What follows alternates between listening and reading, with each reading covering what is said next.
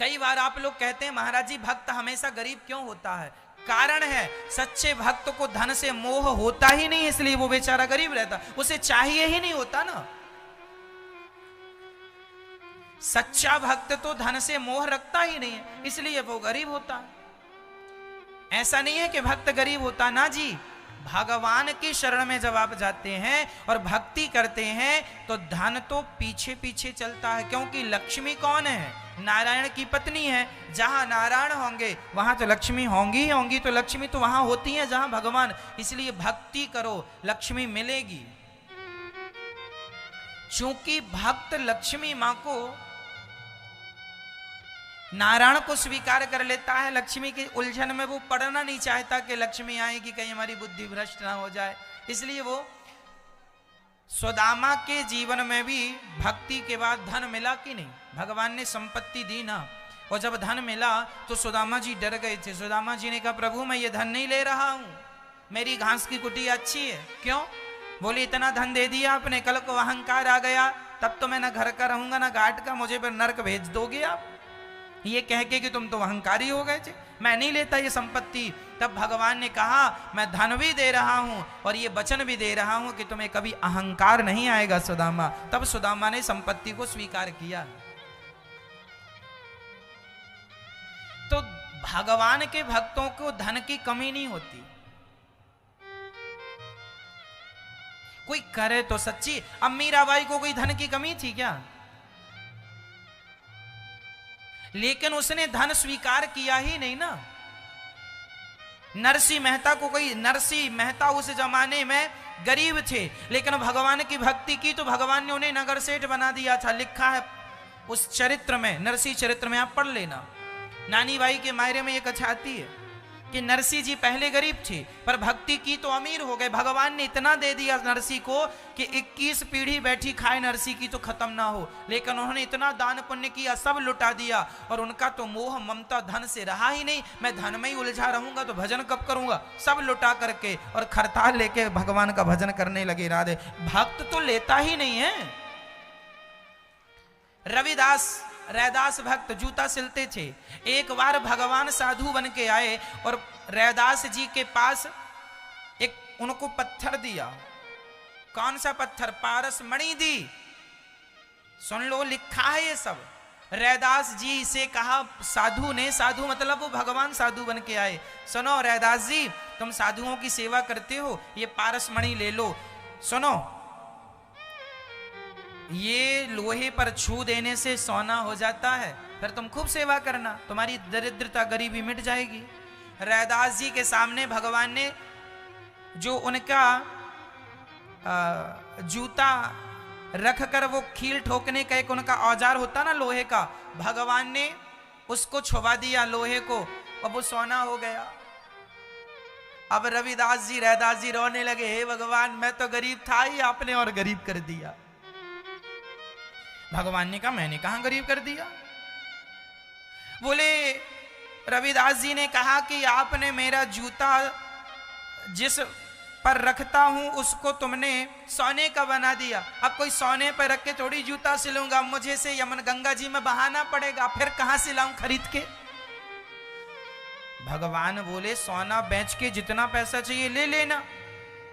रविदास जी ने कहा कि सुनो प्रभु, मैं जो जूते सिलकर काम करके जो पैसा कमाता हूं उसी से अपना गुजारा करूंगा, मैं ये तुम्हारे मणि मणि के चक्कर में नहीं पड़ता, जितना मिल रहा अच्छा है।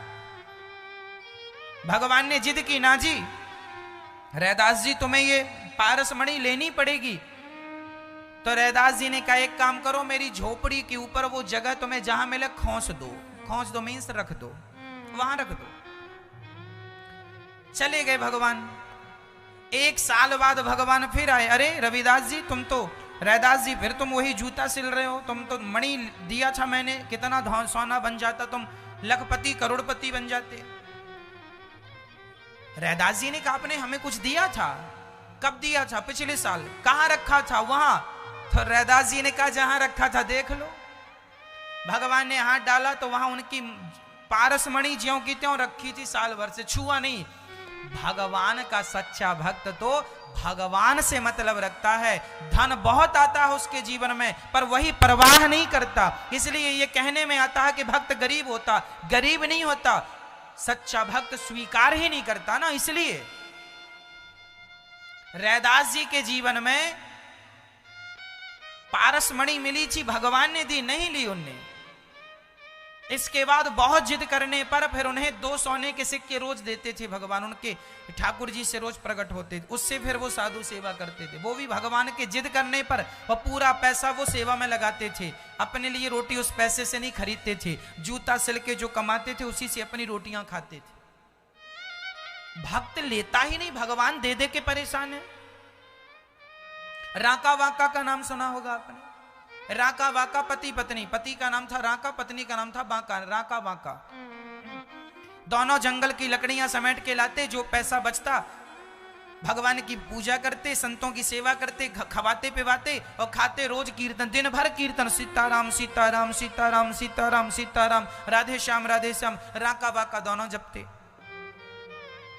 एक दिन नामदेव जी ने विट्ठल भगवान से कहा, प्रभु ये राका वाका बड़े गरीब हैं और आपके बड़े अच्छे भक्त, इनको पैसा क्यों नहीं देते हो? भगवान विट्ठल बोले, नामदेव मैं देता हूं, ये लेते ही नहीं है। अच्छा चल तेरे सामने देता हूं। तो एक दिन विट्ठल भगवान और नामदेव जी दोनों राका वाका के रास्ते में ढेर सारा सोना बिछा के आ गए, ढेर सोना का, और जरा ऊपर माटी डाल दिए, जरा जरा दिख रहा था, और झाड़ियों में जाके छिप गए। राका वाका रोज जंगल जाते थे लकड़ियां लेने के लिए, तो जब गए तो राका आगे आगे थे। तो राका ने देखा कि यहां कुछ सोना पड़ा है। ध्यान से देखा, सोना था। राका ने तुरंत पीछे देखा और तुरंत मिट्टी डालनी शुरू कर दी उसके ऊपर। राका को लगा कि कहीं मेरी पत्नी बाका ने देख लिया और कहीं उसने जिद किया, क्योंकि माताओं को सोना बड़ा प्रिय होता है। तो राका को लगा कि कहीं मेरी पत्नी बाका ने देख लिया तो कहीं उठा ना ले। तब तक बाका आ गई, और राका से ज्यादा त्यागी उनकी पत्नी थी। बाका ने कहा, आप क्या कर रहे हैं? उन्होंने कहा, माटी डाल रहा हूं, यहाँ सोना है तो उस पर मिट्टी इसलिए डाल रहा था, तुम ना देख लो। बाका ने कहा, प्रभु आप माटी के ऊपर माटी क्यों डाल रहे हैं, वो तो माटी है। ये कहकर दोनों चले गए, जंगल की लकड़ियां लेकर आए, बेचा, जो पैसा मिला खाया पिया, भोग लगाया ठाकुर जी को, और कीर्तन करने लगे, श्री कृष्ण गोविंद हरि। दिन भर कीर्तन, दिन भर। अब भगवान विट्ठल बोले, नामदेव अब तू बता मैं क्या करूं, ये धन लेते ही नहीं है। भगवान का भक्त गरीब नहीं होता, कभी गरीब हो ही नहीं सकता।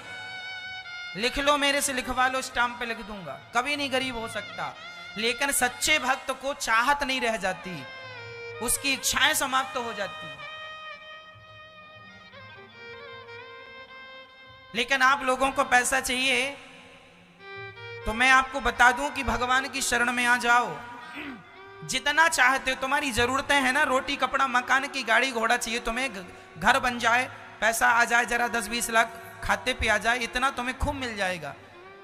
तुम जाप तो शुरू करो, श्रीमन नारायण का जाप करो, और ये मान के चलो कि प्रभु मैं आपकी हूं, मैं आपका हूं, आप मेरे हैं। इस विश्वास से चलो। 1 साल के अंदर आपकी तस्वीर तकदीर ना बदल जाए तो आप जो सजा देंगे मुझे मंजूर है।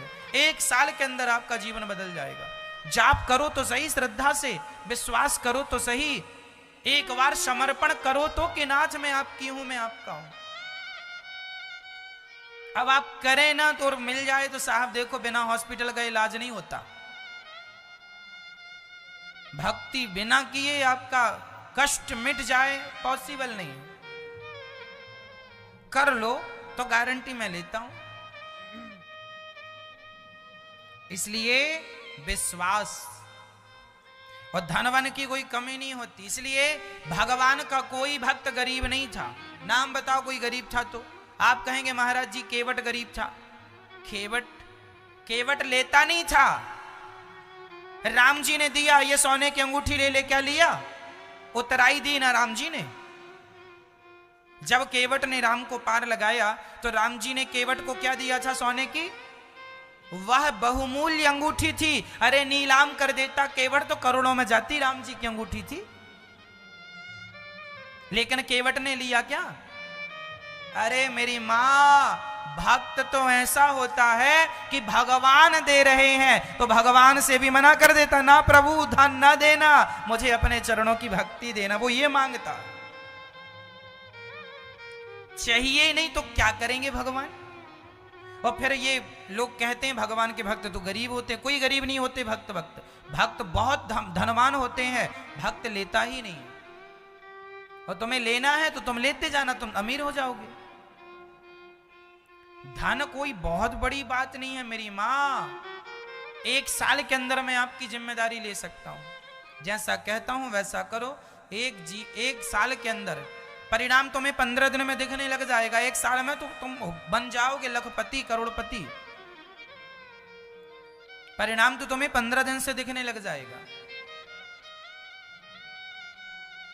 पर कोई चले रास्ते पे तब ना।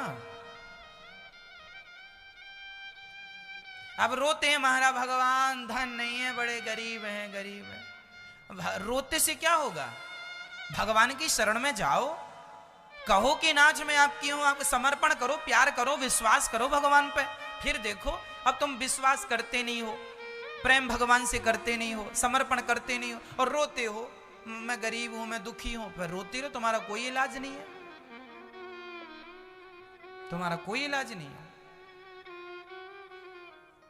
एक मैया मेरे पास आई, गुरुजी मैं बड़ी दुखी हूं। मैंने कहा बोलो श्रीमन नारायण। महाराज मैं बहुत दुखी हूं, कुछ और बताओ। मैंने कहा कुआं है आसपास? हाँ है। मैंने कहा कूद जाना है, सबसे बढ़िया उपाय है। बोल रहा हूं कि श्रीमन नारायण का जाप कर, मेरी मां मेरी बहन कल्याण होगा, सब कुछ ठीक होगा। नहीं महाराज कुछ और बताओ। इससे बड़ा क्या बता दूं मैं, बताओ। मेरे को तो इतनी पता है श्रीमन नारायण भगवान से बड़ा क्या है। फिर भगवान से बड़ा कुछ हो तो फिर मैं आपको बताऊं, इससे भी ऊपर कुछ है क्या? सबसे ऊपर यही है भाई। हमारे देश में तो देखो, सरपंच होता है, पार्षद होता है, विधायक होता है, सांसद होता है, मंत्री होते हैं, प्रधानमंत्री होते हैं, राष्ट्रपति होते हैं। राष्ट्रपति से भी ऊपर कुछ होता है? बताओ कौन होता है?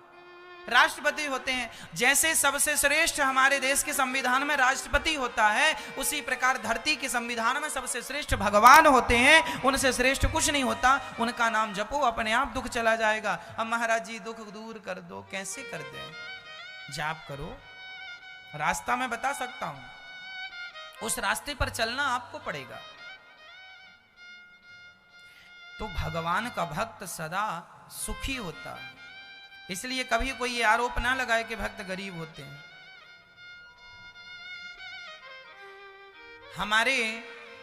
मैंने एक संत जी को अपने आंखों से देखा है। नर्मदा के किनारे एक संत जी रहते हैं, सियाराम बाबा। भट्टियान करके गांव है, वहां खरगोन जिला में ये पड़ता है। एक बार बहुत पहले हम पीपलगौन नाम के एक स्थान पे कथा करने गए थे, वर्षों पुरानी बातें हैं। वहां एक संत जी रहते हैं, सियाराम बाबा, नर्मदा के किनारे। मैंने अपनी आंखों से देखा है। उन संत को आप लाख रुपए देंगे, सारा पैसा वापस करेंगे, केवल 10 रुपए लेते हैं। और ठंडी हो गर्मी हो, केवल एक लंगोटी लगाते हैं। उम्र उनकी लगभग 100 के करीब है। बहुत वृद्ध हैं, शरीर में तेज बहुत है, लंगोटी है शरीर में। और पैसे आप 100 रुपए देंगे तो 90 रुपए वापस करके केवल 10 रुपए लेते हैं। और वो भी 10 रुपए इसलिए लेते हैं क्योंकि वहां नर्मदा परिक्रमा करने वाले जो भक्त आते हैं, उनको उस 10 रुपए से वो सबको भोजन कराते हैं निःशुल्क। तो वो केवल 10 रुपए लेते हैं। अब बताओ कि वो लेते ही नहीं तो भगवान क्या करेंगे? अब कोई कहे लो साधु हैं, गरीब है। अरे गरीब नहीं, उनके जैसा अमीर कौन होगा? जिनके पास राम नाम का धन है वही सबसे अमीर है। जिनके पास कृष्ण नाम का धन है वही सबसे, वो लेते ही नहीं। लाख तुम दे दो नहीं लेते। मैंने भी दिया था, नहीं लिया। 10 रुपए से ज्यादा क्या करोगे? भक्त लेते ही नहीं है, उसे धन से मतलब ही नहीं है। वो भजन करने धरती में आए कि धन कमाने आए हैं। अब धन के चक्कर में आप लोग परेशान हैं तो ना धन ही मिलता ना राम ही मिलते हैं। तुम राम के पीछे भागो तो धन भी मिले और राम भी मिल जाए, लेकिन तुम उल्टा भागते हो, धन के पीछे भागते हो तो ना घर मिलता है ना घाट मिलता। गलत उद्देश्य है, इसलिए हम क्या करें। बोलो श्रीमन्नारायण, बोलो जय श्रीमन्नारायण, जय श्रीमन्नारायण। बस श्री मतलब श्री किसका नाम है? श्री किसका नाम है? माता लक्ष्मी का नाम है श्री, और नारायण भगवान नारायण। तो जो श्रीमन्नारायण का जाप करेगा, मैं लिख के दे सकता हूं आपको, श्रद्धा से, विश्वास से, प्रेम से, समर्पण करके जो श्रीमन्नारायण का जाप करेगा, उसके जीवन में लक्ष्मी की कभी कमी नहीं होगी। कभी मतलब कभी, कह दिया मतलब कह दिया, कभी नहीं होगी, हो ही नहीं सकती। विश्वास ना हो तो 15 दिन जाप कर लेना श्रद्धा से, इस भाव से कि प्रभु सब आपका है, आप ही हमारे पालनहार हो, आप ही हमारे रक्षक हो, इस विश्वास से कर लेना श्रीमन्नारायण श्रीमन्नारायण का जाप। 15 दिन के बाद आपको पता चल जाएगा इसका परिणाम क्या। ये मंत्र कितने पावरफुल होते हैं, इसका परिणाम आपको पता चल जाएगा। जीवन को मैंने बदलते देखा है लाखों लोगों को। एक सज्जन अभी मेरे पास आए, वो बता रहे थे, आपने भी YouTube पर प्रश्नोत्तरी में मैंने उनसे सवाल किया, उन्होंने बताया कि मेरे पास कुछ नहीं था, पर कथा जब से सुनी और भगवान पर विश्वास किया, कुछ नहीं था, आज सब कुछ हो गया भगवान की कृपा से। जीरो से लालच, जरूरत से ज्यादा लोभ, सब चीजें जरूरत से ज्यादा, हर चीज जरूरत से ज्यादा नुकसानदायक है। आप लोग ऑलरेडी सुखी हैं मेरी मां, लेकिन आपने अपने आप को दुखी मान रखा है। आप बताइए, आप में से कितने लोग दुखी हैं? बताओ। मैं आप दुखी हो? आप दुखी हो? मैं आप दुखी हो? दुखी हो? आप दुखी? आप कोई दुखी हैं? कोई लो, यहां जितने बैठे सब सुखी हैं। क्यों सुखी हो गए आप? कथा सुन सुन के सुखी हो गए। देखो कथा सुखी बनाती है। कोई कहे कि मैं दुखी हूं, मेरे से बात करो दुखी हो, मैं तुरंत दुख दूर कर दूंगा आपका। काहे का दुख है? एक्चुअली दुख होता नहीं है, आप जबरदस्ती उसे दुख मान लेते हैं जो दुख होता ही नहीं। आप कहते हैं महाराज जी घर में काम धाम नहीं चलता, ये दुख है। अरे काम धाम इसलिए नहीं चलता क्योंकि तुम अकर्मण्य हो। घर में काम धाम क्यों नहीं चल रहा है, पैसे क्यों नहीं आ रहे हैं? क्योंकि तुम अकर्मण्य हो। कह रहे हैं भक्ति करो, कह रहे हैं कर्म करो, तुम करते नहीं हो तो दुख तो रहेगा। और तुम रोते हो महाराज जी दुखी हैं, दुखी नहीं हो, अकर्मण्य हो। तुम अपनी अकर्मण्यता को नाम दुख देते हो, हम क्या करें? क्यों जी? एक बहू बोली, एक सास बोली, महाराज जी हम बड़े दुखी हैं। किससे? अपने बेटा और बहू से। ये कोई दुख है ना? ये दुख नहीं है मेरी मां, ये तुम्हारी लापरवाही है। तुमने बच्चों को संस्कार नहीं दिया तो अब भोगो। महाराज जी हम बेटे से परेशान हैं। क्यों परेशान हो? तुमने संस्कार नहीं दिया, अब भोगो। परेशान कर रहा है। संस्कार दिया होता तो तुम्हें ये दिन ना देखने पड़ते। तो तुम्हारी लापरवाही ही तुम्हारे दुख का कारण बनती है। और बाद में तुम ठीकरा फोड़ते हो भगवान पे, भगवान ने बड़ा दुख दिया। काहे दुख दिया भगवान ने? भगवान किसी को कोई दुख नहीं देते और कोई दुखी है भी नहीं। बहू परेशान कर रही है बेटा, ये कोई दुख नहीं होता, ये आपकी लापरवाही होती है। क्यों जी? क्या कहेंगे आप? आप लापरवाही को नाम क्या देते हैं? घर में काम नहीं चल रहा है तो महाराज जी दुखी हैं। बहू नहीं सुन रही है महाराज जी। एक बूढ़ी 90 साल की मैया, महाराज बड़ा दर्द कमर में, घुटनों में, बड़े दुखी है। ये दुख है? ये दुख थोड़ी है, ये बुढ़ापे की पीड़ा है। मिलेगी है मतलब है, ये नहीं जाएगी। किसी की नहीं जाती, तुम्हारी चली जाएगी। डॉक्टरों ने दी दवाई खाओ ठीक है, इलाज कराओ ठीक है, पर अब तुम सोचो कि हम 16 साल की छोरी हो जाए तो ना हो जाओगी, बूढ़ी ही रहोगी ना। घुटनों का दर्द, कमर का दर्द नहीं जाएगा। दिखा लो अमेरिका जापान के डॉक्टरों को।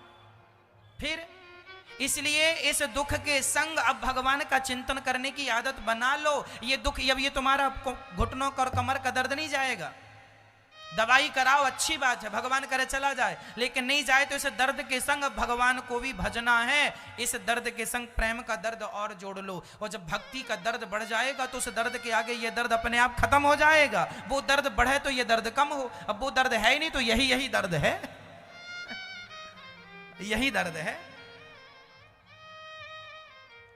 अब मैया बोली महाराज जी मैं बड़ी दुखी हूं, काहे से? घुटनों से। ये कोई दुख है? अरे दुख नहीं है मेरी माँ, ये बुढ़ापे की पीड़ा है, सबको होती है। जिसे तुम दुख नाम दे रहे हो ये एक्चुअली दुख नहीं है। क्यों जी? ये तो एक समय है, इस समय में सबको होता है। तुमने लापरवाही की, कुछ भी खाते रहे खड़े होके। आज लोगों को पानी पीने का भी ज्ञान नहीं है, खड़े होके पानी पीते हैं लोग, और खड़े होके पानी पियोगे तो घुटनों में दर्द तो बनेगा। जरूरत से ज्यादा मोटे हो जाओगे तो घुटनों में दर्द तो बनेगा। खाने पीने में तो ध्यान है नहीं, कुछ भी खा लेते हो, खाए जा रहे हैं, पेट भरा फिर भी पेले जा रहे हैं। पेट भरा है, अंदर से डकार आ रही लेकिन नहीं मिल रहा, पिल लो। अब मरे नहीं आदमी तो क्या करे, तुम्हारे तो दर्द हो गई। फिर खाने में कंट्रोल करो, खान पान हिसाब से रखो। मैं बार बार समझा रहा हूं, सिखा रहा हूं, नहीं समझो तो हम क्या करें। ज्यादा से ज्यादा सलादें खाओ, ककड़ी खाओ, चुकंदर खाओ, मूली खाओ, गाजर खाओ, ये चीजें खाओ। कच्चा अनाज ज्यादा खाओ, अंकुरित चावल, अंकुरित चने खाओ, अंकुरित दालें खाओ, अंकुरित करके खाओ, रात को भिगाओ सवेरे खाओ, इसी से पेट भरो। अब बुढ़ापे में भी तुम्हें हलवा पूड़ी खाना है तो मरोगे। खाने तुम्हारी जीव है कि क्या है राम जाने। अब बूढ़ी मैया पिज्जा बर्गर खा रही है, अब लो क्या होगा बूढ़ी मैया का? यमदूत भी 4-6 ज्यादा आएंगे इसको ले जाने के लिए। लोग खाने में कोई नियंत्रण ही नहीं है, और बाद में आप रोते हैं महाराज जी बड़े दुखी हैं। ये कोई दुख वुख नहीं है महाराज जी, हम बच्चे से बड़े दुखी हैं, बच्चे का काम नहीं लग रहा है। ये दुख है? काम नहीं लग रहा है? कोई दुख नहीं है। ये काम नहीं लग रहा है तो काम मत करो, काम लेने वाले मत बनो, काम देने वाले बन जाओ। तैयारी करो कि अब हम जॉब करेंगे, जॉब नहीं करेंगे, हम जॉब देंगे, व्यापार करेंगे, बिजनेस करेंगे, और नौकरियां लेने वाले नहीं नौकरियां देने वाला बनाओ अपने बच्चों को। मतलब हर समस्या का समाधान है, लेकिन आप समस्या में उलझ जाते हैं, समाधान में ध्यान नहीं देते। इसलिए आता है पति को लगता है कि मेरी पत्नी का किसी और के संग चक्कर चल रहा है, पत्नी को लगता है मेरे पति का किसी और के संग चक्कर। कई बार होता कुछ नहीं है, केवल भ्रम होता है। इसलिए हम कहते हैं सब चीजें स्पष्ट कर लो, बात कर लो बैठ के। शक करने से कुछ नहीं मिलना। जीवन हंसने के लिए मिला है, जीवन खुशी के लिए मिला है। हंस लो, गा लो, जीवन में प्रेम से रह लो। ये घुट घुट के जीने से अच्छा है कि उन चीजों को क्लियर कर लो और रिश्तों को मजबूत रखो। कच्चे धागे में ना पिरोए जाए रिश्ते, मजबूत धागे में पिरोए जाए। रही मन धागा प्रेम का, सुनो लिखा है आपके लिए संतों ने, रही मन धागा प्रेम का मत तोड़ो चटिकाए, टूटे से फिर ना जुड़े, जुड़े तो गांठ पड़ जाए। ये रिश्ते के धागे मेरी माँ कच्चे धागे पे नहीं होते, मजबूत धागा होना चाहिए। मजबूत प्रेम का धागा होता है, विश्वास का धागा होता है। विश्वास के नींव पर रिश्तों की इमारत खड़ी होती है। यदि विश्वास की नींव कमजोर है तो रिश्तों की इमारत खड़ी हो ही नहीं सकती। इसलिए विश्वास चाहिए। कई बार पति समझाता है पत्नी को पर पत्नी नहीं समझती, कई बार पत्नी समझाती है पति को, पति नहीं समझता। इसलिए समझ लिया करो। पत्नी कोई बात कह रही है सुन लो, उसकी बात पर सत्यता है तो एक बार मान लेने में, सुन लेने में और उस रास्ते को अपना लेने में बुराई नहीं है। एक बार पति कह रहा है तो मान लेने में कोई बुराई नहीं है। कई बार होता क्या है, हम लोग सुनते नहीं, नहीं हम बोलेंगे सुनो, तुम बोलोगे हम नहीं सुनेंगे। ना जी, रिश्ते ऐसे नहीं होते। निर्णय तब होता है जब जज दोनों पक्षों को सुनते हैं।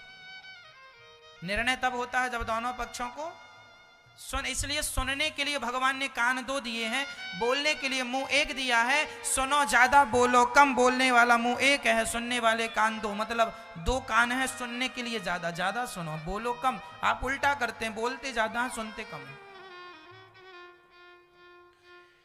भगवान ने कहा अपने पति की सेवा करो, जाओ। यहां देखो लिखा, दुहसीलो दुर्भगो वृद्धो जड़ो रोग्य धनो पिवा। पति कैसा भी हो, अच्छा हो बुरा हो, मैया पति आपका अच्छा है कि नहीं? आपके कितनों के पति अच्छे? हाथ उठाओ। मैया आप नहीं उठा रही हो हाथ। पति अच्छे नहीं है क्या? नहीं। मैया आप क्या अच्छे हैं पति? बस करो। जिनके पति अच्छे हैं वो अपने पति की सेवा करें, और जिनके पति अच्छे नहीं हैं वो अपने पति को अच्छा करें, अच्छा बनाएं। पति आपका है, आप अच्छे से रखोगे तो अच्छा रहेगा, अच्छा बनाओगे अच्छा बनेगा, नहीं बनाओगे नहीं बनेगा। इसलिए जिम्मेदारी सबकी है। पहली जिम्मेदारी की बात करूं मैं, पत्नी को चाहिए कि वो पति की सेवा करे। और मैं आपसे एक निवेदन करूंगा मैया जी, आजकल लड़का लड़की शादी के पहले ही अपने बेटी और अपने बेटे को, लड़का लड़की को मिलने दो, एक बार बात करने दो, एक बार उनको दोनों को एक दूसरे को देखकर संतुष्ट कर लो। उनसे पूछो बेटा तुम इस लड़की से संतुष्ट हो, प्रसन्न हो? जब लड़की कह दे कि हाँ मम्मी हाँ पापा ये लड़की ये लड़का अच्छा है, हमने बात कर ली, तब शादी करना, क्योंकि रिश्ता जीवन भर उन्हें चलाना है। कई बार आप लोग अपनी जोर जबरदस्ती के कारण बच्ची का विवाह कहीं से कहीं कर देते हैं, उसकी मर्जी के खिलाफ कर देते हैं। वो एक जमाना अलग था कि लड़की देखती नहीं थी, लड़का देखता नहीं था, बड़ों की राजी मर्जी से विवाह हो जा, वो भी एक जमाना था हमारे देश में। आपके मम्मी पापा ने शादी के पहले उन्होंने एक दूसरे को नहीं देखा था। क्यों जी देखा था? पूछना। नहीं देखा था। और उनके रिश्ते आज के रिश्तों से अच्छे चल रहे हैं या चले। आज के जो प्यार मोहब्बत के रिश्ते लड़का लड़की शादी कर लेते हैं, आज के रिश्तों से तब के रिश्ते ज्यादा मजबूत थे। आपके पापा को आपकी मम्मी से बहुत प्यार है, आपकी मम्मी को भी आपके पापा से बहुत प्यार है। पहले के लोग रिश्ते जीते थे, रियल, उनके रिश्तों में रियलिटी थी। आज के रिश्तों में केवल दिखावा है, इसलिए आज के रिश्ते कमजोर हैं। इसलिए मैं आपसे निवेदन करूंगा, जमाना बदल रहा है, आप भी जरा सा अपडेट हो जाइए, बदल लीजिए। लड़की से पूछ लीजिए कि बेटा ये लड़का तुझे पसंद है? एक बार बात कर लें, तुम दोनों एक दूसरे से बात कर लो, एक दूसरे के विचारों को समझ लो, सुन लो, और फिर यदि पसंद आए विचार तो विवाह करना। एक बात बताओ मैया, पति पत्नी के विचार मिलने चाहिए। यदि पति पत्नी के विचार मिल रहे हैं तो वह गृहस्थ जीवन सर्वश्रेष्ठ गृहस्थ है, सर्वश्रेष्ठ गृहस्थ जीवन है, जहां पति पत्नी के विचार मैच करते मिलते हैं। आजकल झगड़ा क्यों होता है पति पत्नी का? क्योंकि विचार मैच नहीं करते, मिलते नहीं। और मैं आपसे फिर हाथ जोड़ के कहूंगा कि विवाह के पहले लड़के को ठोक बजा के देख लो, योग्य है, शराबी तो नहीं है, जुआड़ी तो नहीं है। कल को शादी के बाद पता चला कि लड़का तो एक नंबर का गंजेड़ी है, अब तुम्हारी बेटी परेशान हो रही है, एक नंबर का गंजेड़ी है, एक नंबर का शराबी है, एक नंबर का जुआड़ी है, तो बेटी की जिंदगी तो बर्बाद हो गई, क्योंकि शादी तो हो ही गई। इसलिए पहले से आप गुप्तचर लगाओ और पता करो कि लड़का कहां जाता है, कहां आता है, किससे बात करता है, क्या उसका बैकग्राउंड है। उसकी गली में जाके बात करो, उसके मोहल्ले में। पहले के लोग शादी करने आते थे किसी लड़की से, लड़की देखने आते थे तो गांव में पहले जाते थे, क्यों जी फलाने की लड़की कैसी है, तो गांव वाले बताते थे कि अच्छी है कि बुरी है। और घर वाले थोड़ी बताएंगे कि हमारी बेटी बुरी है, वो तो पड़ोसी बताएंगे ना, रिश्तेदार आसपास। इसलिए जमाने 4-6 लोगों से पूछो, उसको चेक करो, 15 दिन उसका पीछा करो। पहले के लोग राजा महाराजा शादी कैसे कराते थे? नाऊ और पंडित को भेजते थे, जाओ तुम देख के आओ।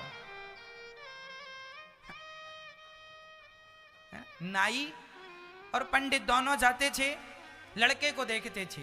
15-20 दिन तक रह रह के संग में क्या खाता है, क्या पीता है, कहां से आता है, किन से मिलता है, संगत कैसी है, विचार कैसे हैं, गुप्तचर बन के बातचीत कर लेते थे। और फिर जाके राजा को बोलते थे, महाराज ये लड़का आपकी लड़की के लिए योग्य है।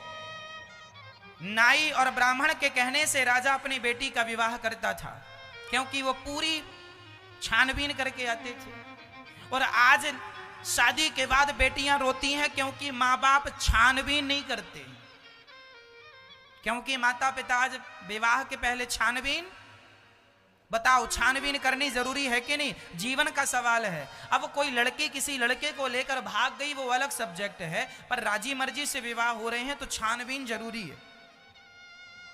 लड़की का व्यवहार कैसा है, लड़की का आचरण कैसा है, लड़की के संस्कार कैसे हैं पता लगाओ, लड़के का आचरण कैसा है, संस्कार कैसे हैं पता लगाओ, इसके बाद विवाह करना।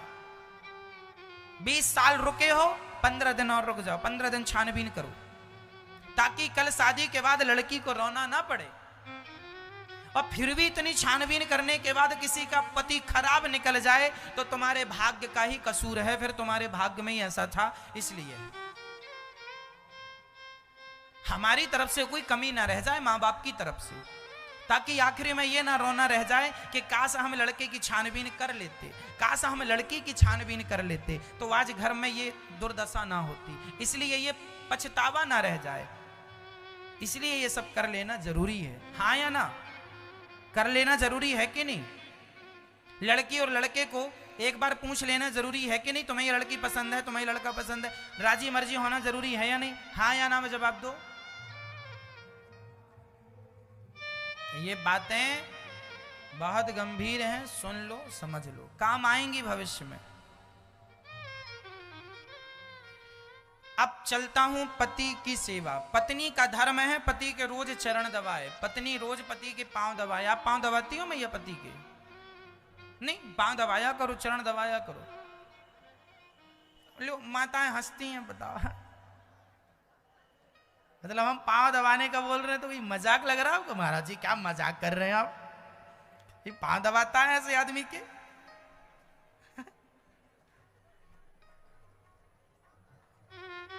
ये मजाक लग रहा है? लक्ष्मी जी नारायण के चरण दबाती हैं कि नहीं? तो फिर आप अपने नारायण के चरण कब दबाओगी? आपका पति आपके लिए नारायण है और आपकी पत्नी ही आपकी लक्ष्मी है। दोनों एक दूसरे को लक्ष्मी नारायण समझा करो, तब रिश्ते अच्छे होते हैं। पति पत्नी का सम्मान करे और पत्नी पति का सम्मान करे, वो रिश्ते सर्वश्रेष्ठ रिश्ते होते हैं। एक दूसरे का सम्मान हो, एक दूसरे से प्रेम हो और आगे जीवन चले आनंद के साथ, ऐसा रिश्ता होना चाहिए। अब जिनके पति विपरीत हैं, परेशान करते हैं पत्नियों को, अब आप लोग कहती हो महाराज हम तो सेवा करती हैं, समय से बना कर देती हैं, समय से, चलो आप कह रहे हैं पांव भी दबाती हैं, सब करती हैं, पर हमारा पति तो सुनता ही नहीं है, उल्टा चलता है, मारता है, गालियां देता है, क्या करें महाराज आप बताओ? कोई बात नहीं, ये तुम्हारा पति नहीं है, ये तुम्हारा पाप दंड है, तुम्हें मिल रहा है, अब चुपचाप भोग लो, तुम्हारे किसी जन्म के पाप का ये दंड है, भोग लो चुपचाप, समय को काट लो, इसका यही रास्ता है। तुमने कोई गलत काम किया होगा किसी जन्म में, उसका ये दंड, तुम्हें ऐसा गंदा पति मिला है। कर्मन की गति न्यारी, ये कर्मों की गति न्यारी है। कोई ना काहू को सुख दुख कर दाता, निज कृत कर्म भोग सब भ्राता। हर आदमी की ये अपने की ये कर्म भोगता है, अच्छे का अच्छा और बुरे का। तो आपने कभी बुरा, पितामह भीष्म को बाणों की सैया मिली, मतलब उन्होंने बुरा किया था, एक सांप को कांटों के ढेर में फेंका था, कांटों चुभ चुभ के सांप मर गया, उसका पाप इन्हें भोगना पड़ा बाणों की सैया में। जब पितामह भीष्म जैसों को अपने किए का दंड भोगना पड़ा, तो तुम्हें और हमें तो भोगना पड़ेगा। इसलिए तुम्हारा पति दुष्ट है तो तुम्हारे पाप का दंड है, चुपचाप भोग लो, भगवान का चिंतन करो, अब ये समय काट लो, कोई लड़ाई झगड़ा ना करो, बात विवाद में ना उलझो, पति जैसा है ठीक है, रोटियां बना के देती रहो, कुछ कैसा भी करे, तुम्हें मारता है मतलब तुम्हारे पाप कट रहे हैं, कटने दो कटने दो कटने दो। अच्छा कोई कहे महाराज मेरी पत्नी बुरी है, तो तुम्हारी पत्नी नहीं है, तुम्हारे कर्मदंड, तुमने कभी गलत किया होगा तो पाप तुम्हें मिल रहे हैं, भोगना पड़ रहा, गलत पत्नी मिल गई तुम्हें मारती है। कई पत्नियां ठोकती रहती हैं अपने अपने पतियों को, ले प्रसाद। कई पति ऐसे होते हैं कि पत्नियों पे हाथ उठाते हैं, तो कई पत्नियां भी होती हैं कि बजाती रहती हैं, ले। तो बैलेंस बना रहता है।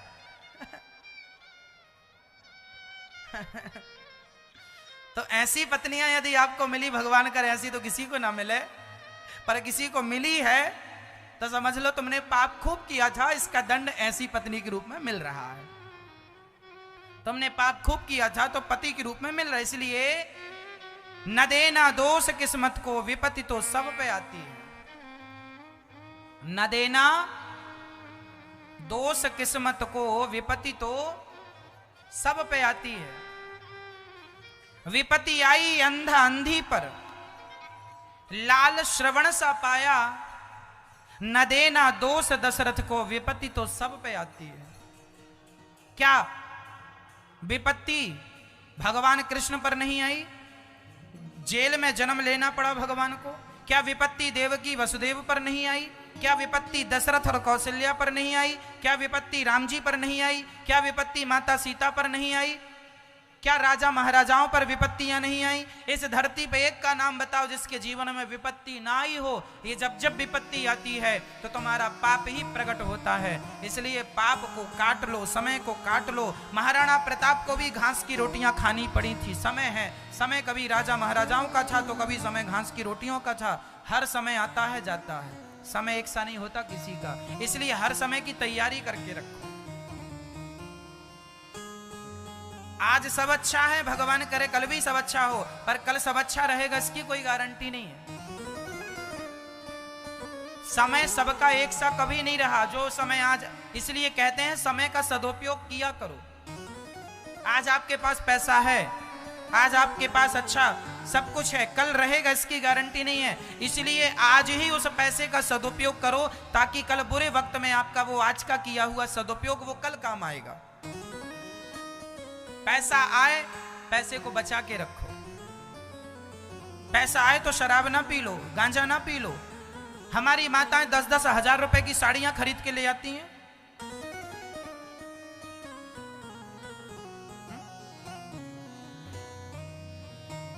यह पैसे का दुरुपयोग है। 5,000 की भी खरीद लो चलेगा, 2,500 की भी खरीद लो चलेगा, बाकी पैसा बचा के रखो, भविष्य में काम आएगा। क्यों मैया? साड़ी तो चलो एक बार पहनोगी, 2 बार पहनोगी, 4 बार पहनोगी, 4 बार के बाद 10 बार पहनोगी, रिजेक्ट हो जाएगी कि नहीं? फिर आप खुद कहेंगे कि देखो वही साड़ी पहन के जाएंगे। और पड़ोसन पुरुष ध्यान नहीं देते कि आपने कैसे कपड़े पहने, पर माताएं बड़ा ध्यान रखती हैं। अरे बहन तुमने पिछले साल वाली साड़ी पहन के आ गई। मतलब इतनी माइंड खोपड़ी चलती है ना, पिछले साल कभी न कोई याद है। हमने कथा क्या सुनाई थी पिछले साल की, वो याद नहीं है।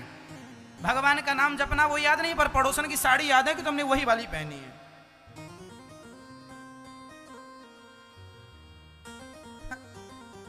काम ही नहीं है कुछ, यही देखो कि फलाने ने क्या पहन रखा है।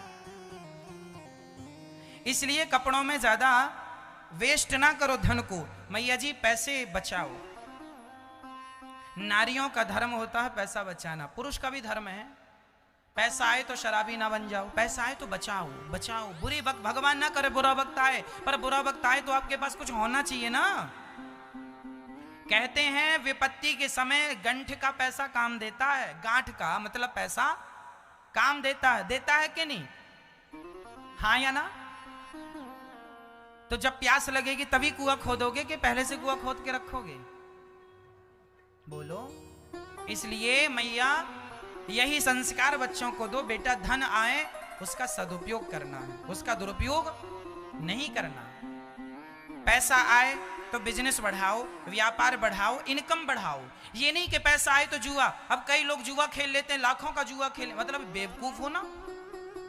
धन का दुरुपयोग है ये। अरे बिजनेस बढ़ाओ, व्यापार बढ़ाओ, अपना नाम बढ़ाओ, अपना ब्रांड बढ़ाओ, अपना यश बढ़ाओ, अपना सब बढ़ाओ। पैसे से पैसे को लाओ, पैसे से पैसे मिलते हैं, पैसे से पैसा बढ़ता है, उसका सदुपयोग करना सीखो। जबरदस्ती फिजूल की खर्चा ना हो। अब घर में जब हमारा काम 50,000 की गाड़ी से चल जाता है तो 1 लाख की गाड़ी खरीदने की क्या जरूरत है? आज कई लोगों के घर में ना मैया 50-50 लाख की गाड़ियां खड़ी हैं, चलाने वाला कोई नहीं है, केवल खरीद लिया, शौक है।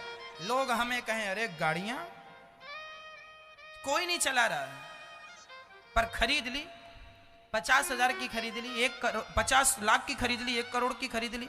अरे भैया शौक ज्यादा ना करो, देखा देखी पे ना जियो। आज हमारे देश में सबसे बड़ी प्रॉब्लम क्या चल रही है? देखा देखी। हमारा पड़ोसी गाड़ी खरीद के लाया 10 लाख की तो हम 15 लाख की लाएंगे, वो 15 लाख की लाया हम 20 लाख की लाएंगे। ये देखा देखी। मैं तो ये तक देखता हूं कि बच्चे अपने घर खेत खलिहान बेच बेच के गाड़ियां खरीदते हैं, केवल इसलिए कि हमारा दोस्त लाया हम भी बड़ी गाड़ी लेंगे। अरे बेवकूफ हो पूरे, पागल हो क्या? जमीन जायदाद बेच के कोई गाड़ियां खरीदता? जो आदमी जमीन जायदाद बेच के गाड़ियां खरीदे, इसके जैसा मूर्ख आदमी कोई नहीं होगा। लिखवा दो इसके माथे पे गुदने से, मूर्ख है ये, टैटू बनवा दो मूर्ख का। बाप दादों की प्रॉपर्टी तुम गाड़ी घोड़े के लिए, शौक के लिए बेच रहे हो, क्या सही है? अरे भाई पैसे कमाओ और कमा के गाड़ी लो।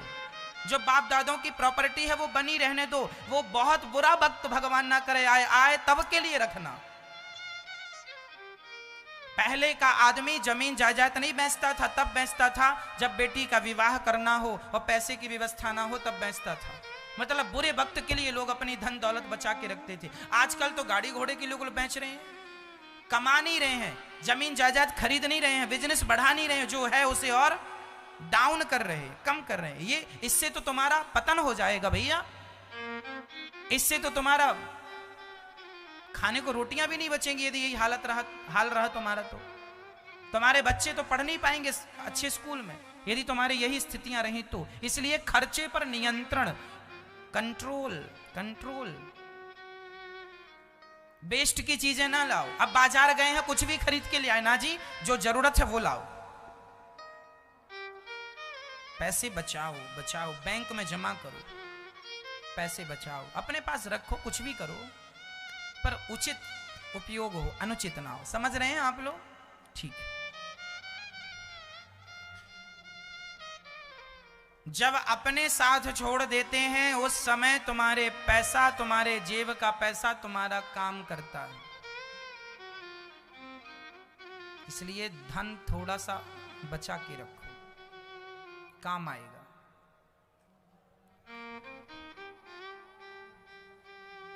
भगवान ने गोपियों को कहा पति की सेवा करो, पति परमेश्वर है, इसलिए पति की सेवा सबको करनी चाहिए। बिन परमेश्वर सूना मंदिर, बिंदिया बिना लीलार सूना, पति बिना संसार।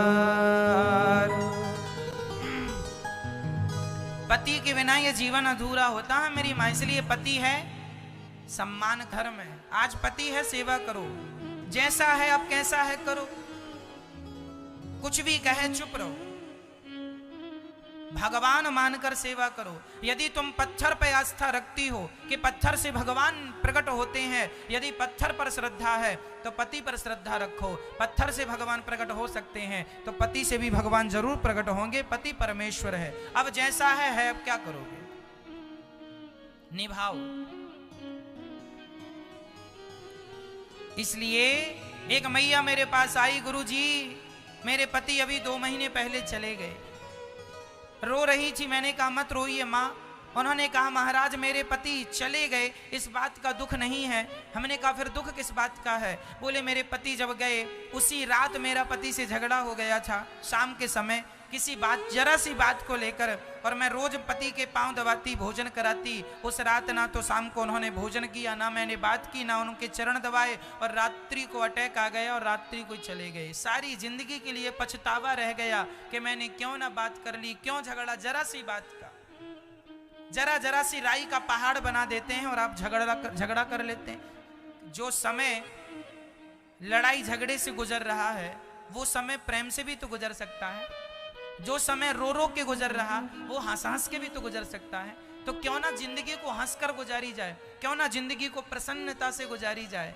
क्या होगा लड़ाई झगड़ा करने से? कोई बात नहीं, तुम ही छोटे बन जाओ। सामने वाला चाहता है कि वो सॉरी कहे, तुम चाहते हो वो सॉरी कहे, चलो कोई बात नहीं, छोटा, जो छोटा बन जाता है वही सबसे बड़ा होता है। बाल्टी जब कुएं में उतरती है ना तो झुकती है, बिना झुके बाल्टी भर ही नहीं सकती। बाल्टी जब रस्सी से पकड़कर आप उतारते हैं नीचे तो बाल्टी लुढ़क जाती है पानी में और पानी भर के आती है। बाल्टी बिना झुके भरती नहीं है, तो फिर हम और आप बिना झुके रिश्तों को कैसे बचा सकते? इसलिए झुक करके, झुकता वही है जिसमें जान होती है, अकड़ खास मुर्दे की पहचान होती है। तुम पति से उम्मीद करती हो ना कि पति सॉरी बोले, तुम पति से अपेक्षा रखती हो ना पति झुके, ना झुकेगा वो, तुम झुक जाओ, तुम सॉरी कह दो, वो नहीं बोलेगा।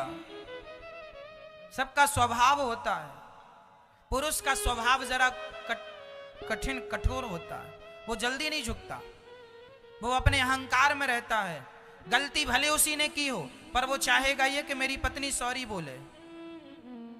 ये पुरुषों का स्वभाव होता है, इसलिए मैं तुमको सही बता रहा हूं, तुम सॉरी बोलती रहा करो, आदत बना लो। सीताराम सीताराम जपती हो, इसमें 2-4 माला सॉरी सॉरी की भी जप लिया करो। कुछ भी हो सॉरी कह दो, ठीक है गलती हो गई, खत्म कर लो बात। अब बताओ झगड़ा करना अच्छा है कि सॉरी कह के उस बात को खत्म करना, उस मैटर को खत्म करना वो ज्यादा अच्छा? आप बताओ क्या सही लगता? झगड़ा बढ़ाना सही है कि खत्म करना? फिर खत्म करो ना, कह दो खत्म बात, सास से सॉरी, माँ जी गलती हो गई, पति से अच्छा गलती हो गई, अब नहीं करेंगे, ठीक है, अब ठीक है। और पति को भी चाहिए, तुमने गलती की है तो अपनी गलती एक्सेप्ट करो, और पत्नी को भी रूठने का अवसर दिया करो। कभी वो रूठे तो तुम मनाओ, तुम रूठो तो वो मनाए। थोड़ा ये चलता रहना चाहिए घर परिवार में, और यही रिश्ते का सुख है, आनंद है। अब ये ना कि एक ही एक रूठ है और एक ही एक मनाए ना जी, कभी तुम कभी तुम, कभी तुम कभी, ऐसे रिश्ते चलते हैं।